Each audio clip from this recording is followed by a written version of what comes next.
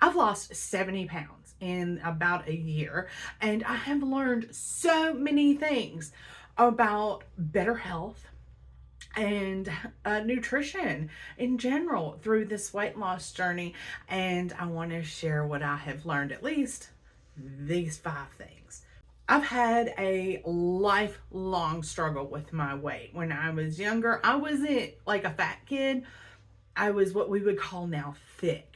But back in the late 80s and the early 90s, all the way up through the now, really, unless you were about that big around in the waist and legs and arms and hips with no swerve straight up and down like a pencil, you were considered fat. And so that really kind of messed with my head. And my mother and grandmother have both had problems with their weight. And my mother has actually had the bariatric surgery and she still continues to struggle. So I took this very seriously when I got up to 320 pounds and found out that I not only had high blood pressure, water retention issues, and I was diabetic. I learned first that I am insulin resistant. Without getting into the overly technical medical definition of that, it means my body processes sugars differently and I don't use fuel the same way as other people do. In 2023, when I was diagnosed, my A1C was at 6.7, and diabetes does run in my family. So this became, this was a concern. Knowing something was wrong actually made me feel a lot better getting the diagnosis, finding out that yes, there is a problem in my body that I cannot control and that I cannot simply eat less, do more, and it goes away. Now, this is a much more serious problem, and it did require, so I do take daily medication for. And meds should also always, I want to put this out there, be temporary. Once the problem's gone, while you're taking the medicine, you want the problem to go away so you don't have to keep taking it. So that has been a big motivational force for me, is to know that I don't want to keep taking medicine every single day of my life for this. So I stepped into action right away when made some huge changes. Among those changes, the first thing I had to do was change my relationship to food. Food should be fuel for us and fertilizer, not feelings. Feelings don't taste like Lindor chocolate as much as I wish they would. Feelings cannot be changed with food, and feelings are not found in food. The feeling of full is the only feeling that can be found with food, unless you're eating some nachos and the chip stabs you in the mouth. That happens sometimes too. But I had to learn how to enjoy every bite. And, I live in the South and we celebrate everything with a big meal. Every family get together, everybody brings whatever dish they want to show off, and we all dig in. I had to stop doing that. I had to learn how to be more selective and enjoy each bite that I took. Take in the taste, the textures, the aromas, all of that, and not keep going when my body said that was enough. I had to learn how to listen to my body to tell me when to stop eating and pay attention to it and stop ignoring it, because that's what I had done before. If it tastes good, I want more. Overindulgence is like a one-night stand that wants to stay for breakfast. So I don't do overindulgence as often anymore. Sometimes I still catch myself kind of pigging out a little bit. I am a work in progress. Number 3, routine and balance was so hard to find and understand and practice every single day. But I've learned how to do that. One thing I learned, and this is because I take the medication I take, and I've talked with other friends, and like my mom takes something, I have friends that take things, and we all have come to this one agreement. We all take something different, but when we don't eat right, we don't feel right. So I've had to put myself on a schedule. Basically, within 2 hours after I get up in the morning, I have to eat breakfast or I'm going to be sick. And I can't eat a piece of toast for breakfast. That's not going to do the trick. So I've had to learn how to actually balance my meals with nutrients. And I do best with some carbs, but not over many carbs. So I try to keep it no more than 100 a day, but most days I aim for 50. And then I also include like good proteins and, of course, nutrient rich vegetables. And for my sweet cravings, fruit. I found that I do best when I eat every few hours, 3 or 4 hours in between. If I don't, I get kind of sick. Again, this is a side effect of the medicine that I take every day. It helps to balance and regulate my blood sugar, and the medicine that I take now is much less aggressive than some others that I have taken.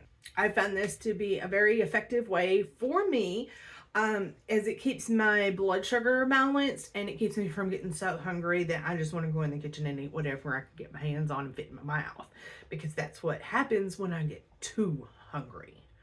And yes, you can eat what you want on many diets, but don't be dumb. I used to hear that all the time. Oh, I eat what I want and I just take this pill.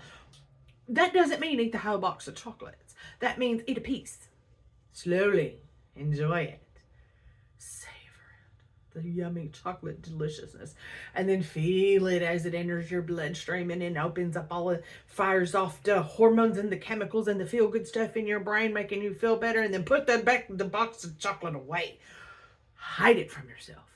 Traditional diets will have you eat small meals. Don't eat for 18 hours and then eat everything you can find, or they're going to tell you the grapefruit diet. Y'all remember the grapefruit diet where you had to eat a big old grapefruit every day? And then my mother was doing 2 diets at one time, and she had me on them. I was 13 and I weighed 140 pounds and played basketball. I was athletic. And it was a grapefruit for breakfast with hot lemon water, and then for supper, I don't know what she had for lunch. I went to school, she went to work, but at supper it was this soup, this brothy soup, and it was just like water and vegetables with a cube, like a bouillon cube. This is the most unexciting soup I've ever heard of in my life. Ditch the old traditional diets. Find the balance that works for you. For me, like I said, I need some carbs. Not over many, but I've tried to go completely carbless and do the whole keto thing. It doesn't work for me. I got very sick. I did not feel good. I could not focus or concentrate and do my work. I didn't even want to get out of the bed. I just did not feel good for days. So I said, fuck that. It's not for me. So just find, don't try to go down a list or read somebody else's book and see what worked for them. Take what you think might work for you, try it, and if it works, keep doing it. Build your own diet plan. Build your own menu. Stop thinking, oh, I'm on a diet. Don't even use those words. You are changing your habits. Number 4, small changes, big results. Y'all, I love a good, thick, hearty soup or stew. Chili, the thicker the better. Give me the beans, give me the meat, give me a good thick base in that sauce, and I'll love it. However, this is my bowl. I would fill it. I left just a tiny little bit of space at the top, but this was my bowl also for cereal in the morning, oatmeal, whatever. I have 3 bowls, all of this same size. That's a lot of food.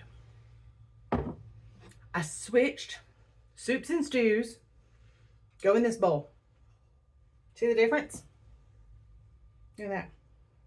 Big difference. This is Nomad, by the way. I can fill this up and not be sick.